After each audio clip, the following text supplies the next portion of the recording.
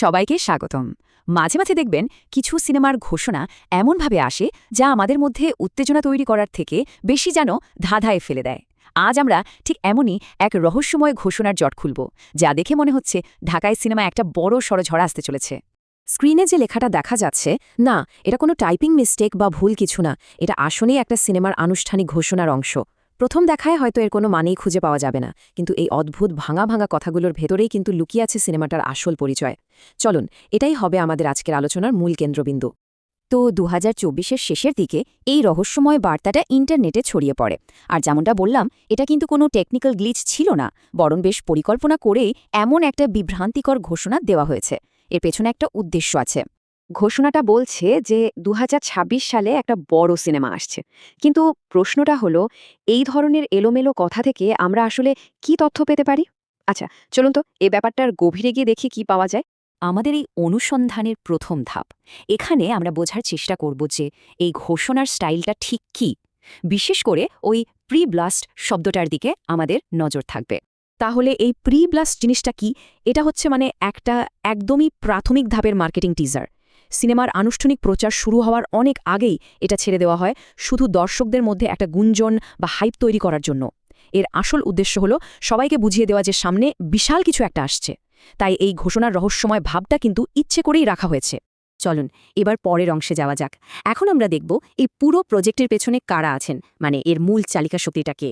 ঘোষণার সাথে যে নামগুলো আমরা দেখতে পাচ্ছি, সেখানে আছেন শাকিব খান, দিব্যেন্দু ভট্টাচার্য, তাসনিয়া ফারিন এবং জ্যোতির্ময় কুণ্ডু। বোঝাই যাচ্ছে যে বাংলাদেশের সুপারস্টার শাকিব খানই এই সিনেমার মূল আকর্ষণ।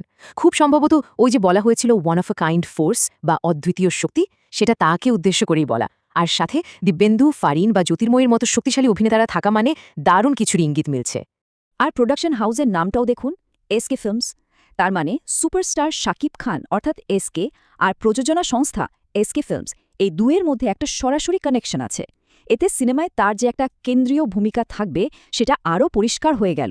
ঠিক আছে, এবার আমরা আবার সেই অদ্ভুত ঘোষণার লাইনগুলোতে ফিরে যাই। চলুন ওটার প্রত্যেকটা অংশকে আলাদা করে বিশ্লেষণ করে দেখি সিনেমার ধরন বা জন নিয়ে কোনো ধারণা পাওয়া যায় কিনা। প্রথম আর সবচেয়ে সহজ যে ক্লুটা পাওয়া যাচ্ছে সেটা হলো আন্ডারওয়ার্ল্ড শব্দটা। এটা তো একদম সরাসরি অপরাধ জগতের দিকে ইঙ্গিত করছে, তাই না? সম্ভবত গল্পটা কোনো মাফিয়া বা গ্যাংস্টার জগৎকে কেন্দ্র করে গড়ে উঠবে।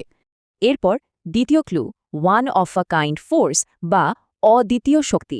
এটা দিয়ে সম্ভবত সিনেমার মূল চরিত্রকে বোঝানো হচ্ছে। এমন একজন নায়ক যার ক্ষমতা বা প্রভাব নিয়ে কোনো প্রশ্ন তোলা যাবে না। আর আমরা তো জানি এই চরিত্রে থাকছেন শাকিব খান। আর ৩ নম্বর ক্লুটা বেশ মজার, হেট হেট হেট। একবার না, ৩বার বলা হয়েছে। এই শব্দটার পুনরাবৃত্তি আসলে সিনেমার তীব্রতা, অ্যাকশন আর টানটান উত্তেজনার পরিবেশটাকে তুলে ধরছে। এটা এমন একটা সিনেমা হতে চলেছে যা শুরু থেকে শেষ পর্যন্ত উত্তেজনায় ভরপুর থাকবে। বেশ, তাহলে আমরা যদি সবগুলো ক্লু এক জায়গায় করি, তাহলে সিনেমার একটা মোটামুটি ছবি কিন্তু আমাদের সামনে চলে আসে। এটা হতে চলেছে একটা অ্যাকশন থ্রিলার, যার পটভূমি হলো অপরাধ জগৎ। গল্পটা একজন প্রচণ্ড শক্তিশালী নায়ককে কেন্দ্র করে এগোবে, আর পুরো আখ্যানটাই হবে খুব গতিময় আর তীব্র। আমাদের আলোচনার ফোকাসটা এবার একটু ঘোরানো যাক। চলুন ঘোষণার একদম শেষ তথ্যটার দিকে নজর দিই। সিনেমাটা কবে মুক্তি পাচ্ছে? ২০২৬ সাল ভাবা যায়? এখন থেকে প্রায় ২ বছর পর সিনেমাটা মুক্তি পাবে। এত আগে থেকে একটা মুক্তির তারিখ ঘোষণা করে দেওয়ার পেছনে কিন্তু একটা বড় ব্যাপার আছে, যা আমাদের কৌতূহল আরও বাড়িয়ে দেয়। দেখুন, ঈদের মতো একটা বড় উৎসবের সময়কে টার্গেট করে ২ বছর আগে থেকেই মুক্তির তারিখ জানিয়ে দেওয়া, এটা কোনো ছোটখাটো ব্যাপার না। এর আসল মানেটা কি? এর মানে হলো নির্মাতাদের নিজেদের উপর প্রচণ্ড আত্মবিশ্বাস আছে। আর এটা যে একটা বিশাল বাজেটের প্রোডাকশন হতে চলেছে সেটাও পরিষ্কার। তারা আসলে অনেক লম্বা সময় ধরে দর্শকদের মনে একটা প্রত্যাশা তৈরি করতে চাইছে। তো এতক্ষণ ধরে আমরা যে ছোট ছোট সূত্রগুলো খুঁজে বের করলাম, এবার সেগুলোকে এক জায়গায় করে একটা সম্পূর্ণ ছবি দেখার সময় এসেছে। এই টেবিলটা দেখলেই পুরো বিষয়টা পরিষ্কার হয়ে যাবে, কিভাবে সামান্য কিছু তথ্যকে একসাথে করে একটা সম্ভাব্য ব্লকবাস্টার সিনেমার ছবি পাওয়া যায়।